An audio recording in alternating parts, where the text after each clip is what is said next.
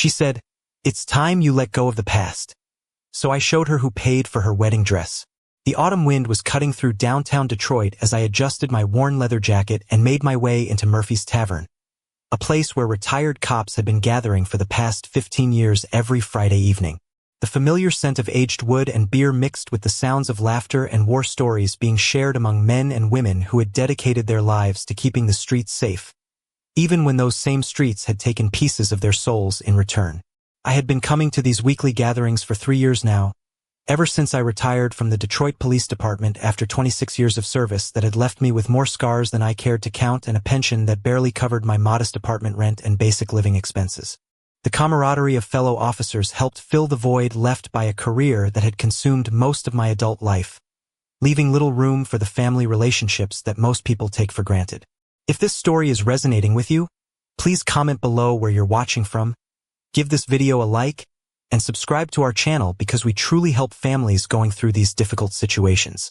Your support helps us continue sharing these stories of resilience and finding strength in the most challenging moments of our lives. What none of my drinking companions knew, and what I had carefully kept hidden for the past decade, was that beneath my humble exterior and simple lifestyle lay a secret that would have shocked every person in that smoke-filled tavern. 23 years ago, during my early years as a patrol officer, I had made a single investment decision that had transformed my financial situation so dramatically that I could have retired in luxury years ago, but I had chosen to continue working and living modestly for reasons that went far deeper than money. In 1985, when I was just 28 years old and working the night shift in one of Detroit's most dangerous neighborhoods, I had arrested a young man named David Chun for selling counterfeit electronics out of the back of his van. David was a recent immigrant from Taiwan who spoke broken English and seemed more scared than criminal when I found him with boxes of fake watches and radios that he was trying to sell to make ends meet for his struggling family. Instead of throwing the book at him like most officers would have done, something about David's desperation and genuine remorse touched something in me. During the booking process, he kept apologizing and explaining that he had a sick mother and 2 younger siblings depending on him, and that he had never been in trouble with the law before this incident.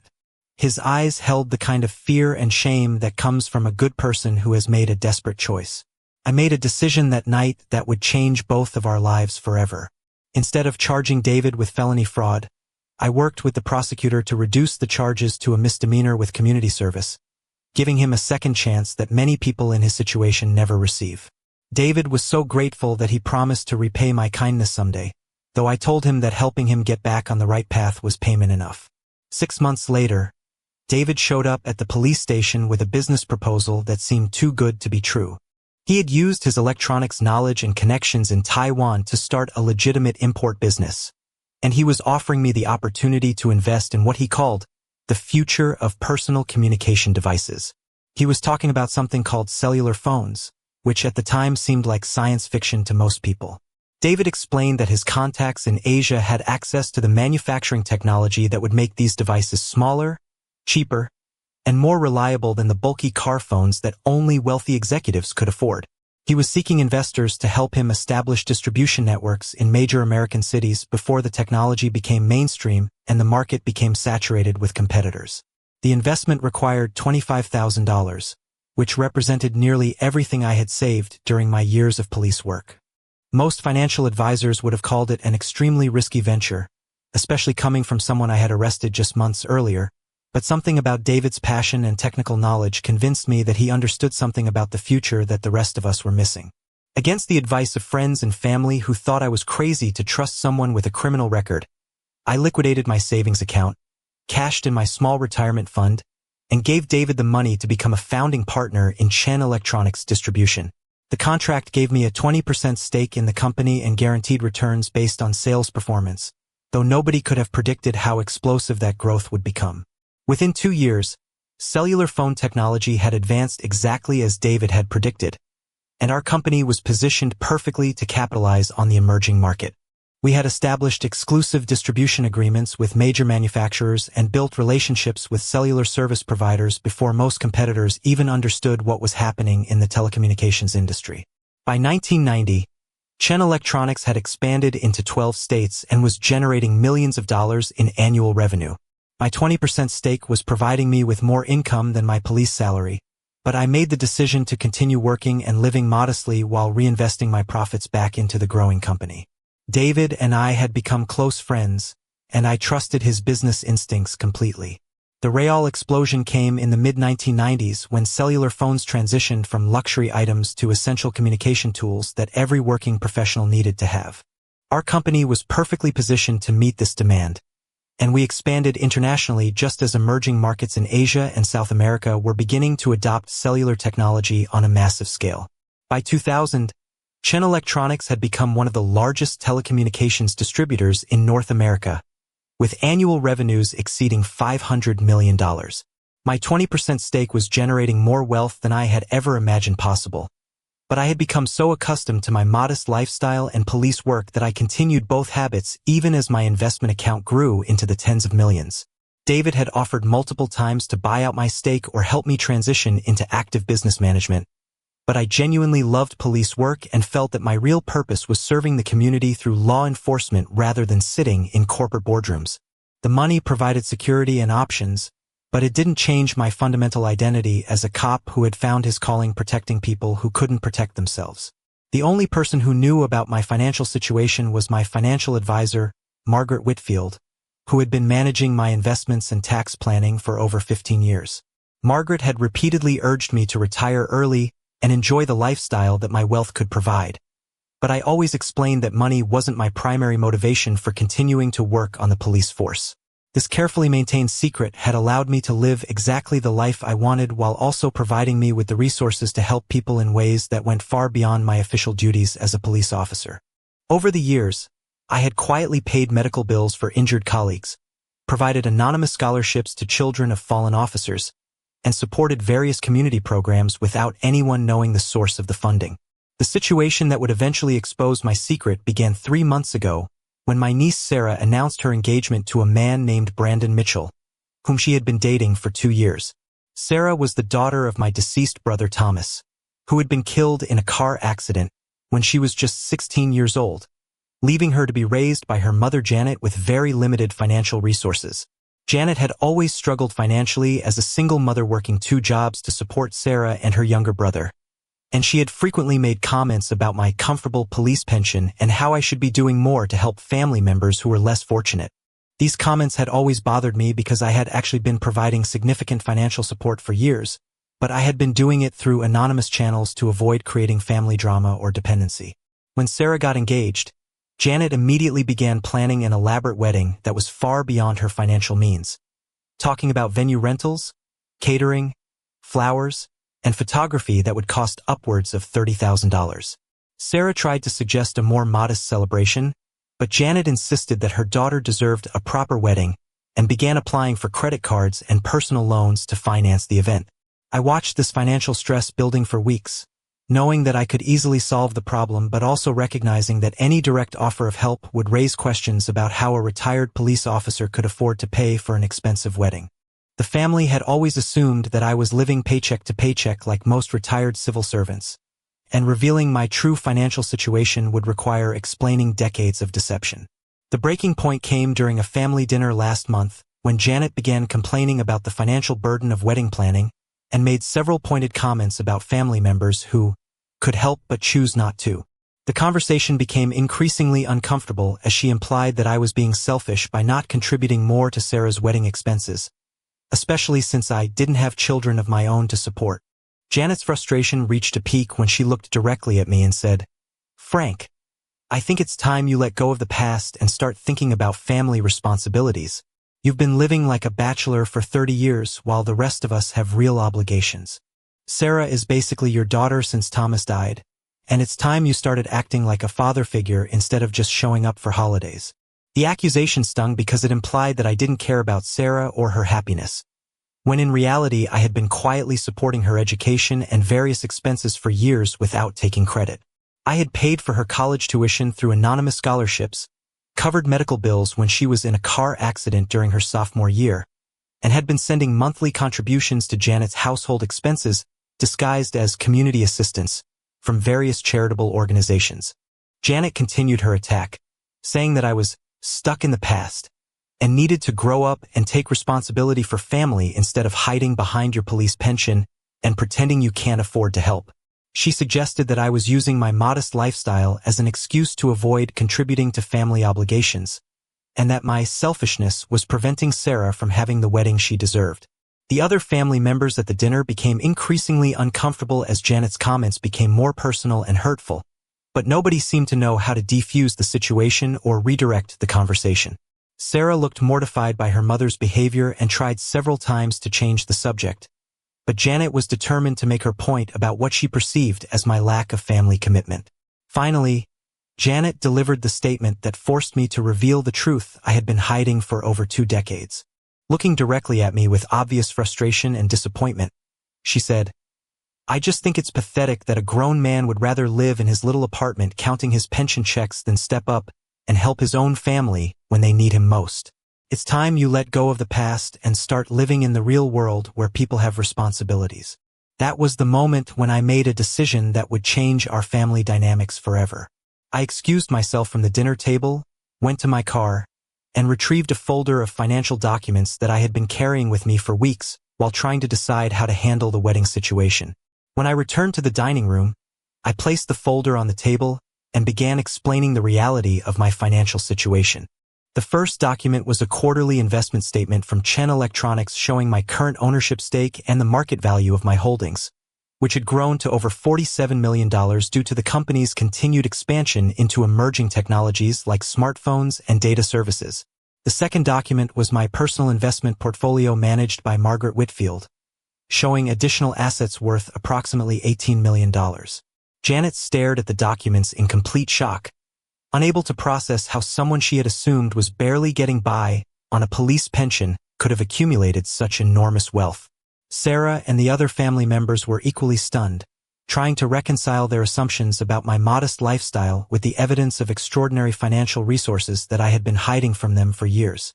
I explained the entire story of my partnership with David Chun, the growth of the telecommunications business, and my decision to continue working as a police officer while quietly building wealth through strategic investments. I described how I had been providing anonymous financial support to family members for years, including paying for Sarah's college education, covering medical expenses, and contributing to household costs through various charitable channels. The revelation created a mixture of gratitude, confusion, and anger among the family members as they processed the implications of my deception and the reasons why I had chosen to hide such important information.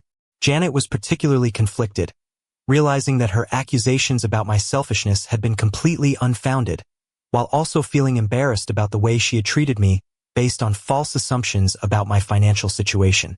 Sarah broke the silence by asking why I had chosen to live so modestly when I could have afforded any lifestyle I wanted, and whether I had been testing the family to see how they would treat me when they thought I was financially struggling.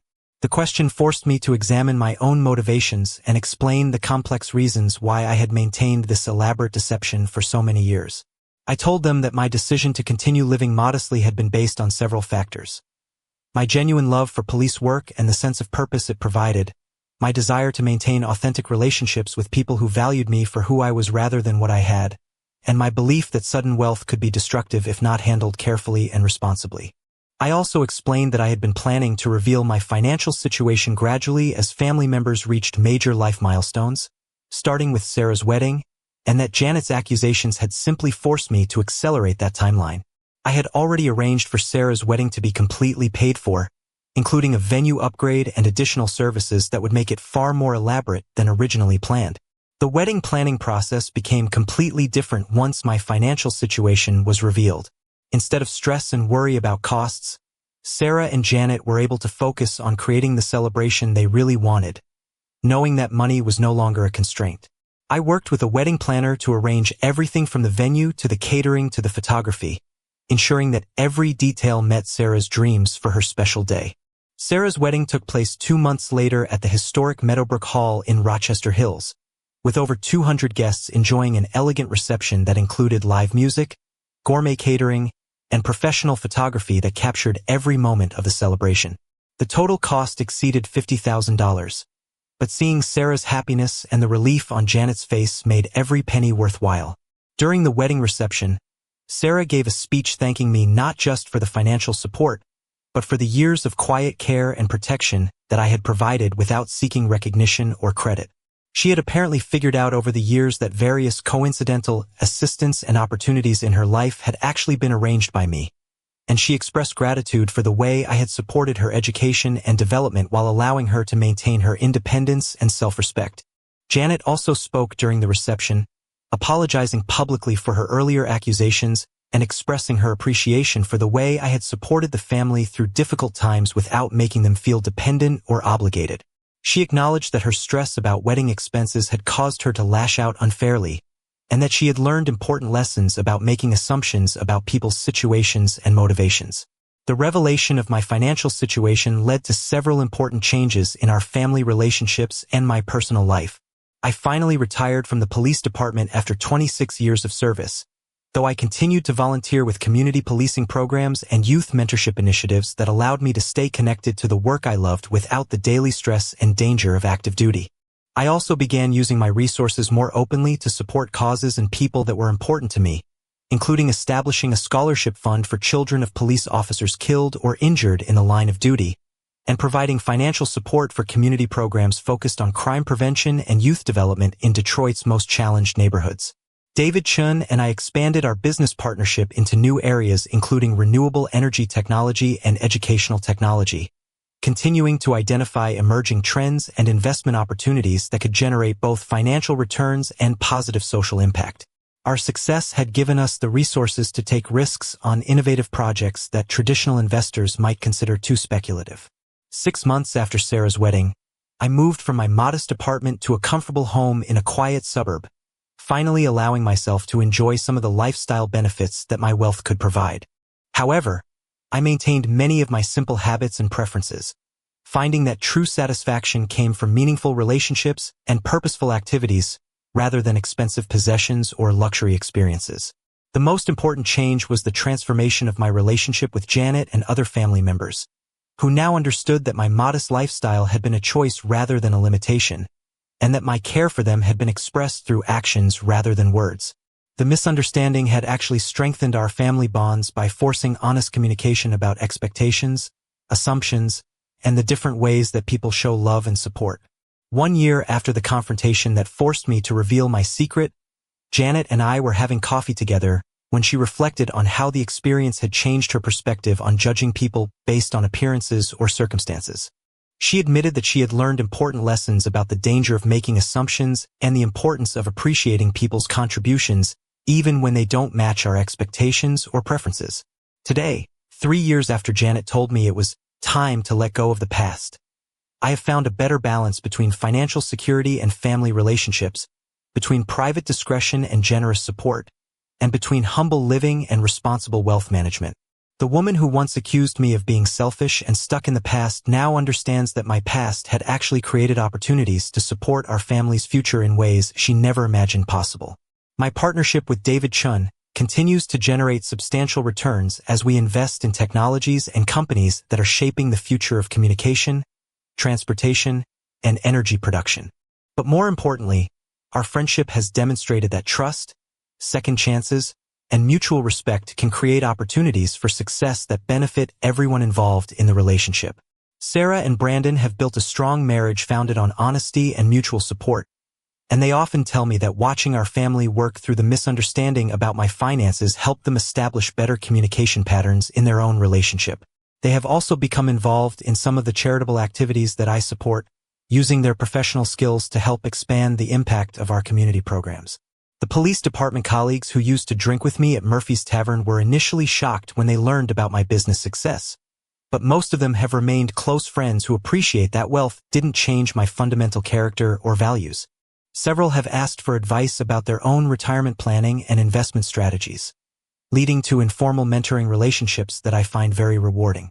The secret that I had kept for over 20 years had been revealed through a moment of family conflict, but the ultimate result was stronger relationships, better communication, and increased opportunities to make a positive impact in the lives of people I care about.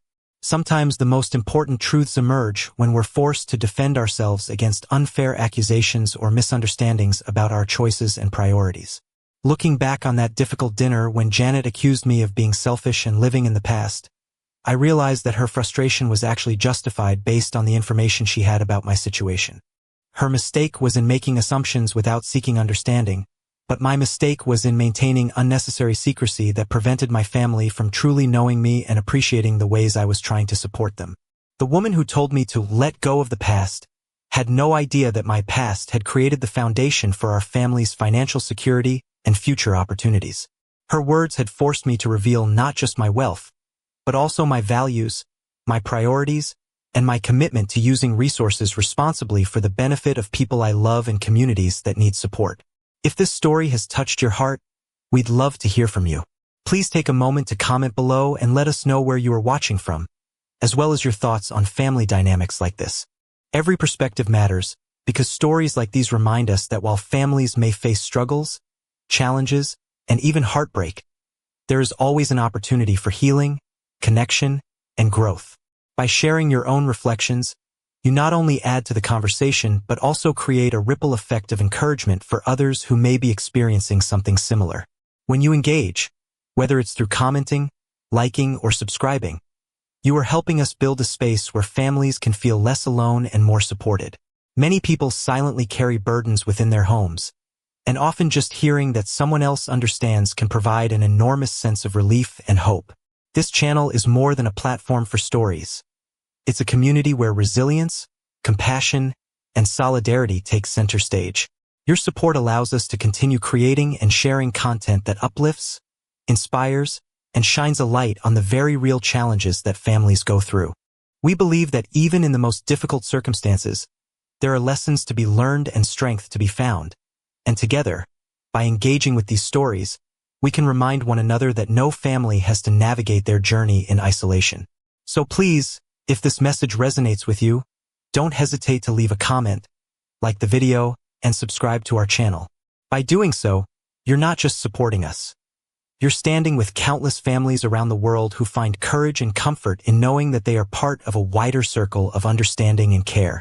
Thank you for being here, for listening, and for helping us continue to share these powerful stories of resilience and hope. If this story has touched your heart, we'd love to hear from you. Please take a moment to comment below and let us know where you are watching from, as well as your thoughts on family dynamics like this. Every perspective matters, because stories like these remind us that while families may face struggles, challenges, and even heartbreak, there is always an opportunity for healing, connection, and growth. By sharing your own reflections, you not only add to the conversation but also create a ripple effect of encouragement for others who may be experiencing something similar. When you engage, whether it's through commenting, liking, or subscribing, you are helping us build a space where families can feel less alone and more supported. Many people silently carry burdens within their homes, and often just hearing that someone else understands can provide an enormous sense of relief and hope. This channel is more than a platform for stories. It's a community where resilience, compassion, and solidarity take center stage. Your support allows us to continue creating and sharing content that uplifts, inspires, and shines a light on the very real challenges that families go through. We believe that even in the most difficult circumstances, there are lessons to be learned and strength to be found. And together, by engaging with these stories, we can remind one another that no family has to navigate their journey in isolation. So please, if this message resonates with you, don't hesitate to leave a comment, like the video, and subscribe to our channel. By doing so, you're not just supporting us. You're standing with countless families around the world who find courage and comfort in knowing that they are part of a wider circle of understanding and care. Thank you for being here, for listening, and for helping us continue to share these powerful stories of resilience and hope.